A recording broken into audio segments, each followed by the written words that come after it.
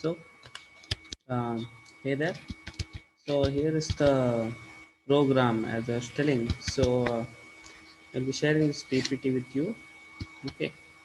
So the next program, next thing, what is there in our experiment list is QPSK. Okay. So what's the deal with QPSK? So QPSK is a kind of phase shift key, right? So I hope we know the difference between modulation and keying. Whenever the data is analog in nature, then we call it as modulation. Amplitude modulation, frequency modulation, and phase modulation. Whenever the data is digital in nature, whenever the data to be modulated is digital in nature, we call it as keying. Amplitude shift keying, frequency shift keying, and phase shift keying. So out of that, which is the better scheme, by the way? Amplitude shift keying, not so robust. Okay, not so robust. Frequency shift keying, if at all you give different frequencies to different symbols, it's going to consume a lot of benefit. So then there comes phase shift keying. So this phase shift keying, by the way, is very robust to the AWGN, additive wide Gaussian noise, and it is also it's not going to consume much bandwidth, because you simply change, vary the frequency a little bit, change the phase, right? So it doesn't make much difference. So it can manage with less bandwidth. So less bandwidth and robustness against AWGN makes QPSK the better scheme compared to ASK and FSK. Okay, okay. So what's the deal with the Q? So we have seen there can be BPSK, there is QPSK, there is 8 PSK, there is 16 PSK. So that means if at all you allocate one bit, you tend to decide one bit at a time. You decide the constellation. That means one as a plus one, zero as a minus one. You do that. That's just some bandwidth. If at all I combine them into two, right? 0 0 0 1 1 0 and 1 1. How am I going to do that, by the way? So what I will do is I will take a particular wave. So I will start. I can have wave something like this. Okay. Say this is a first wave without any phase shift. The second wave may have a 45-degree phase shift. Okay. That means, see here, it got a break here. See, there is a phase shift. Then another one can have something like a 90-degree phase shift, and another can have, okay, got this particular thing. So entire thing is going to have total 360 degrees at our disposal, divided by 4. Okay, so now here I can have the entire values which differ from each other. If at all it is 0 0, it will be in phase. Then the moment it is 0 1, it's going to be suddenly the phase is going to vary by 90 degrees. Then afterwards, once again next one, again another 90 degrees, then once again another 90 degrees, and so on. So if at all I keep the amplitude same, keep the frequency also same, but then if at all I keep changing the phase, then if at all I decide to send code 2 bits in the phase, then I can divide this 360 degree into 90 90 90 90. Then similarly, if at all I go for I want to combine 3 bits, then totally I get 2 to the power 3, 8 combination, then 360 divided by 8. Okay, that's the number I may have to go for. That will be 45 degrees, right? That will be 45 degrees. So that's that. But then there is a catch. The thing that is being used currently is COM, the quadrature amplitude modulation, because it uses the place. A lot of space was there in between, just not even being utilized in 8 PSK, because 8 PSK would have this all the values around the circle only, which people realized is not so cool when there is lot of space available in between at our disposal. But anyway, as a part of our initial study, QPSK is cool. Let us study QPSK. So how a QPSK is generated? We have already function in Matlab, but let's try to understand how it is done. So what you'll do is you'll separate as and when the data comes in, say 1 0 1 0 1 0 1 1 0, something like that. They will split this even data and odd data. Then afterwards, this even data is passed through normal BPSK modulator. Odd data is also passed through BPSK modulator. And then afterwards, for this carrier, local oscillator, whatever you use, give some phase shift, then simply add them, and you end up getting it. Okay. You end up getting this particular thing. So that's QPSK modulation. Thank God in MATLAB we have a ready function. So we'll just use that particular function. Constellation diagram is very important, because constellation diagram shows us how robustly we can decode this particular wave. So what is this particular thing? So here is a constellation diagram shown, where actually ideally a constellation diagram should have only a dot here, a dot here, a dot here, and dot here. But then there will be noise in the channel, and if at all the noise is simple additive noise also, you're going to get this particular thing. That means the values are deviated from the actual value.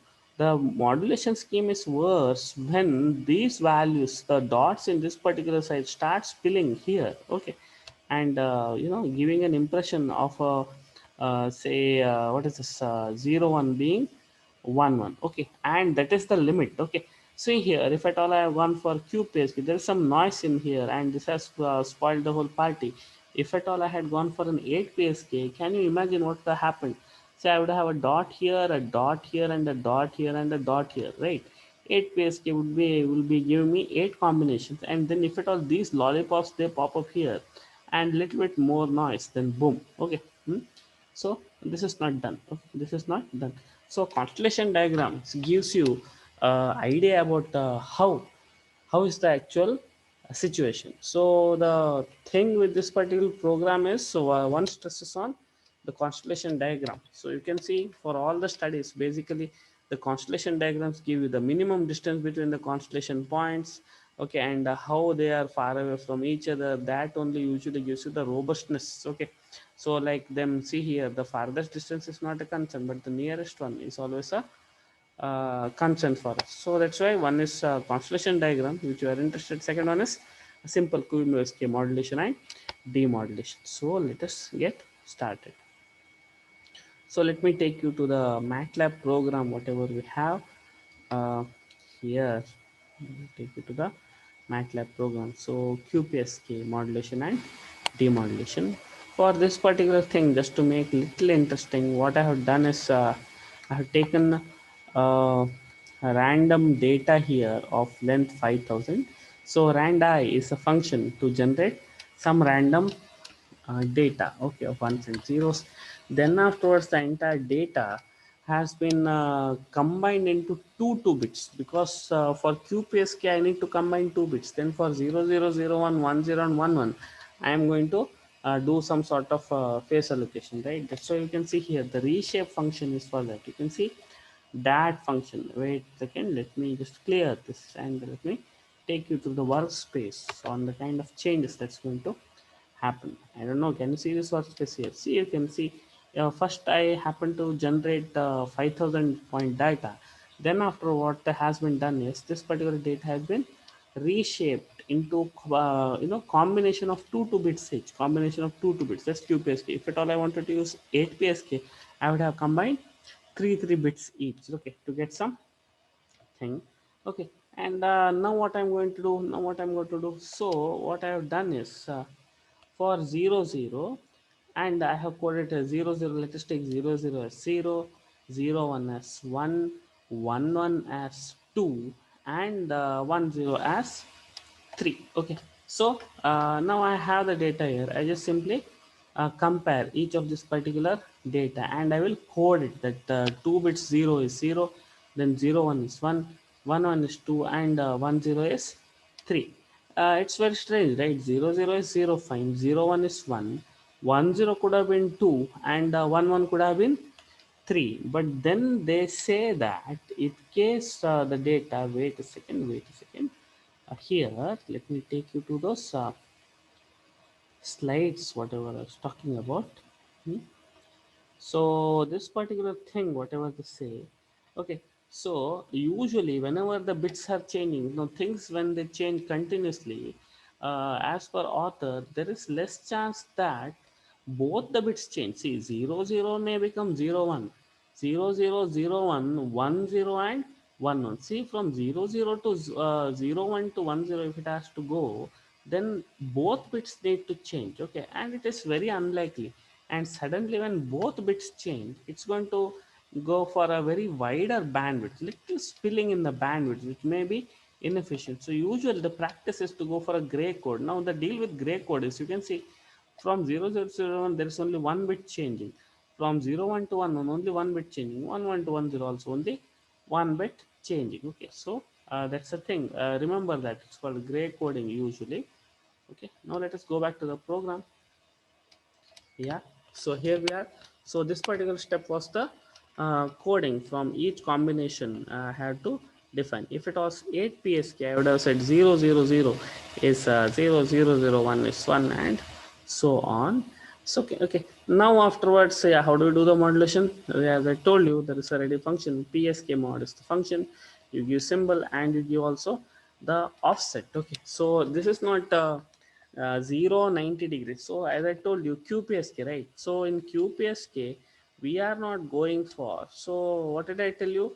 Total 360 to be divided into 4 sections. So what we thought, 0 degrees, 90 degrees, 180 degrees, and 270 degrees. No, that's not how it works. The way the values are generated, by generating, it's basically two BPSK modulators that they are using. So usually it so happens that we usually, the generation process will make sure that you get those constellation points at an offset of 45. That means you get the first one at 45 degrees, then here somewhere you get the second one at 135 maybe, then 225, and then here. Okay, this is the pattern in which you are going to get the values. Okay, that's what this pi by 4 it is. This also you can get this also, but then this is the actual practice. Okay, this is the actual practice.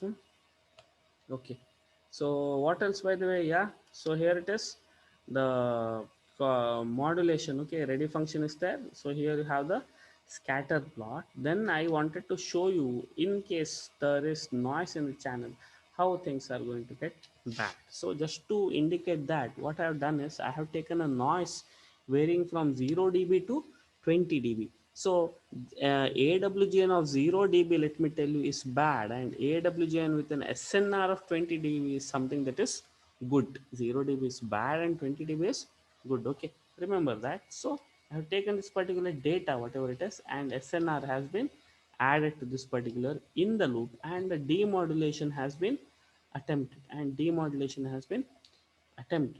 and in the process, okay, in the process, a bit error rate has been calculated into what number of bits were sent and what did you receive bit by bit, and the bit error rate. Okay, so if at all you are trying to do a simulation, I would say this much part only is sufficient. Okay, this much part is sufficient. This I had done as in the previous semester out of in case somebody is interested. Okay, now let me just run this particular thing.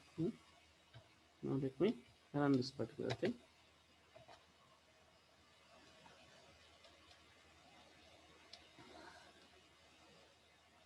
Okay, so let me share with you the constellation diagram. Here you share. Yes, here is the scatter plot. Scatter plot is the function that is used. So as shown in the textbooks, we have the values here, here. There are so many values. All of them are overlapping, which will be very much clear if it are add AWGN. Let me do that. Okay, let me do that. Give me some moment. And by the way, here is that particular scatter plot that I was BER that I was talking about. This is the bit error rate. You can see as and when the SNR is getting better. Okay, so the bit error rate is reducing in QPSK demodulation. Okay, just as in the textbooks. Okay, as shown in the textbooks. Okay, now let me once again go to the Matlab program. Let me go to the Matlab program here, and let us see if at all I can get scatter plot with some AWGN. Okay, so I will add some AWGN here, additive white Gaussian noise, okay, of say 15 dB. And let me run the thing once again.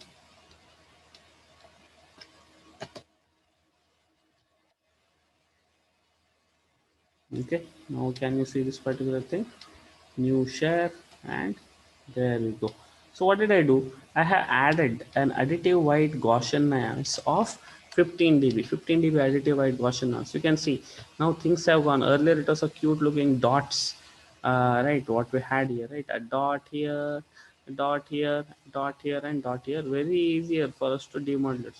it into parts and then after go for demodulation. But here what has happened, the values have gone on to spill. Okay, what happens if at all the SNR gets worse? Now let me make the situation worse by going for a simple SNR of 8 dB, and let me try to run this thing once again. Okay, I have made SNRS uh, 8 dB, and you can see this is chaos. Okay, you can see things have gone worse. Now if I do a split here, you can see few bits are in trouble. You can see this particular point here or this point here, we don't know whether it belongs to this particular quadrant or this particular quadrant, and things go worse and we get a poor bit error rate. So two things: QPSK modulation saves the bandwidth, lets you send twice the number of bits. So a QPSK is a bandwidth efficient compared to BPSK. 8PSK is even more efficient, but then it is prone to errors, which is evident in the constellation diagram. Second thing that we wanted to learn is constellation diagrams. Constellation diagrams are cool, and they give you assess they let you assess the situation that where are those points being plotted and are they being demodulated properly or not. Okay. So here was the program. This was the program, and as I told, you need to do probably from line number 1 to line number 22. That should be sufficient for the sake of exam. Okay. Let me stop here, and in the next part I will be talking about DPSK.